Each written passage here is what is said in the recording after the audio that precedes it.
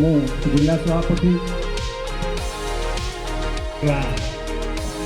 ଶ୍ରାଦ୍ଧ ଦିବସ ସେ ଉପଲକ୍ଷେ ଆଜି ପ୍ରବାଦ ପୁରୁଷ ବିଜୁ ବାବୁଙ୍କ 29ତମ ତିରୋଧାନ ଦିବସରେ ଆଜି ବିଜୁ ବାବୁଙ୍କ ପ୍ରତିମୂର୍ତ୍ତି ଠାରେ ଆମେ ରାୟଗଡ଼ା ନିର୍ବାଚନ ମଣ୍ଡଳୀର ସମସ୍ତ ବିଜୁ ପ୍ରେମୀ ବିଜୁ ଜନତା ଦଳର ସମସ୍ତ କର୍ମକର୍ତ୍ତା ମହିଳା ଯୁବକ ଛାତ୍ର ସମସ୍ତେ ଉପସ୍ଥିତ ହେଇ ଏଠି ପୁଷ୍ପମାଲ୍ୟ ଅର୍ପଣ କରିଛୁ ଏବଂ ଆଲୋଚନା ଚକ୍ରର କାର୍ଯ୍ୟକ୍ରମ ମଧ୍ୟ ରହିଛି। ତାପରେ ଆମେ ଯିବୁ ଆମର ହସ୍ପିଟାଲରେ ଫ୍ରୁଟ୍ସ ବଣ୍ଟନ କାର୍ଯ୍ୟକ୍ରମ ମଧ୍ୟ ରହିଛି।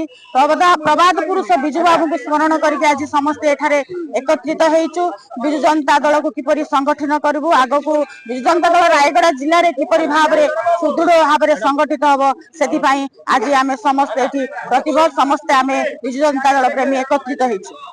ଦେଖନ୍ତୁ ଆଜି ବିଜୁ ବାବୁଙ୍କର ଯୋଉ 29ତମ ଯୋଉ ତିରୋଧାନ ଦିବସରେ ଆମେ ଏଇଠି ରାୟଗଡ଼ା ଜିଲ୍ଲାର ପ୍ରତ୍ୟେକ ନିର୍ବାଚନ ମଣ୍ଡଳୀ ଆମେ ପାଳନ କରୁଛୁ ଏବଂ ଏଠି ଯେତିକି ଆମର ବିଜୁ ପ୍ରେମୀ ମାନେ ଆସୁଛନ୍ତି ଏଠି ସମସ୍ତେ ଉପସ୍ଥିତ ହେଇ ପୁଷ୍ପମାଲ୍ୟ ଅର୍ପଣ କଲୁ ଏବଂ ପରବର୍ତ୍ତୀ ମୁହୂର୍ତ୍ତରେ ଆମେ ହସ୍ପିଟାଲକୁ ଯାଇକରି ସମସ୍ତ ବିଜୁ ବାବୁଙ୍କ ଉଦ୍ଦେଶ୍ୟରେ ଏବଂ ତାଙ୍କ ତିରୋଧାନ ଦିବସରେ ଆମେ ଫଳମୂଳ ଟିକେ ବଣ୍ଟନ କରିବୁ ଏବଂ ତାଙ୍କର ଆଲୋଚନା ଚକ୍ର ମଧ୍ୟ ରହିଛି।